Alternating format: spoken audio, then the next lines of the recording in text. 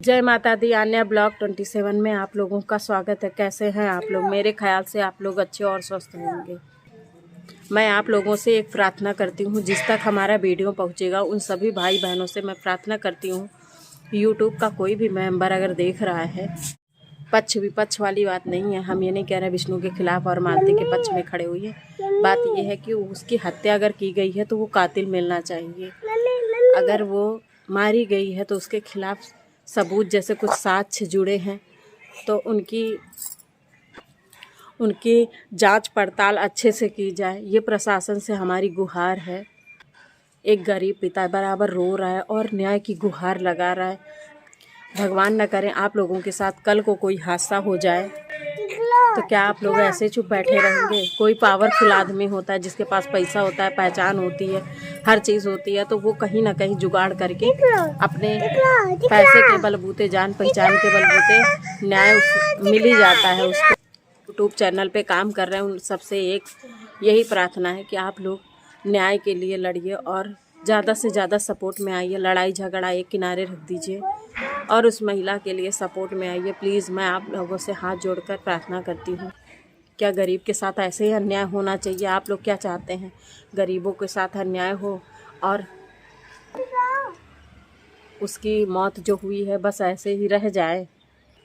वो मरना नहीं चाहती थी, वो अपने वीडियो में खुलासा भी कर रही है, लेकिन उसे न्याय नहीं मिल पा रहा है। तो आप लोगों से एक ही प्रार्थना है, प्लीज़ गोरखपुर के जितने भी साथी हैं और जो भी दूर के हैं, पॉसिबल है वहाँ जाना तो वो उनके खिलाफ़ आंदोलन करें और खड़े हों, एकजुट खड़े हों, ताकि दोषी जो भी हो, जैसा भी हो, कोई भी हो, स्त्री हो पुरुष हो, जो भी हो, उसको ढूंढ के पुलिस निकाले और उसको कड़ी से कड़ी सज़ा दे। मैं किसी के लिए मौत नहीं मांगती, इसलिए मौत नहीं मांगती, मौत के बदले मौत नहीं, आजीवन कारावास की सज़ा मांगती हूँ। जिसने भी ये गुनाह किया है उसे आजीवन कारावास सज़ा होनी चाहिए। वो अपने पीछे सबूत छोड़ के गई है, फिर भी कोई यकीन नहीं कर रहा है। क्यों नहीं यकीन कर रहा है? मैं भी मालती और विष्णु को दोनों को जानती हूँ, और जहाँ तक दोनों को जाना परखा है यहाँ दूर से, तो मुझे तो विष्णु भी दोषी नहीं लग रहा था।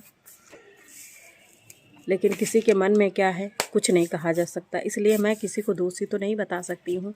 लेकिन एक पिता जो अपने चैनल पे गुहार मांग कर रहा है, तो चलिए हम वीडियो सुनाते हैं आप लोगों को, जिसमें वो न्याय की गुहार कर रहा है और रो रहा है, बिलख रहा है। क्या आप लोग चाहते हैं उसको न्याय मिले? अब आप देख सकते हैं कि ये जो घर के अंदर ये स्टूडियो बना रखा बैठी हुई है, साथ में विष्णु खड़ा दिख रहा है। उसके बगल में काबल था चौकी इंचार्ज खड़ा होकर के कुछ लिख पढ़ रहे हैं और लाश को फंदा दिखा रहे हैं कि इस कमरे में है, बेडरूम में है, और ऐसा पत्ती में वो फंदा लपेटा हुआ है। और जब हम जाते हैं तो लाश बरामदे में मिलता है।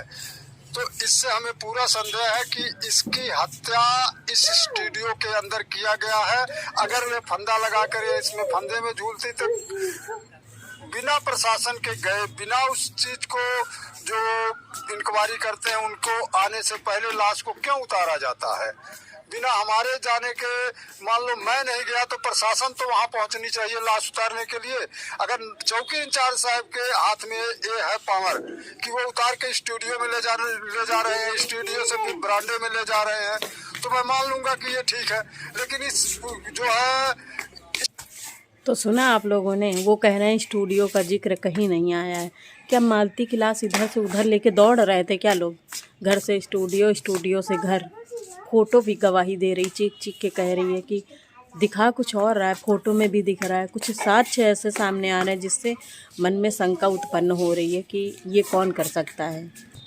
तो आप लोग क्या चाहते हैं कि एक औरत को न्याय मिले या ना मिले? आप लोगों की कैसी राय है? वो जैसी भी थी यार, किसी को जान से मार देना क्या ये सही है?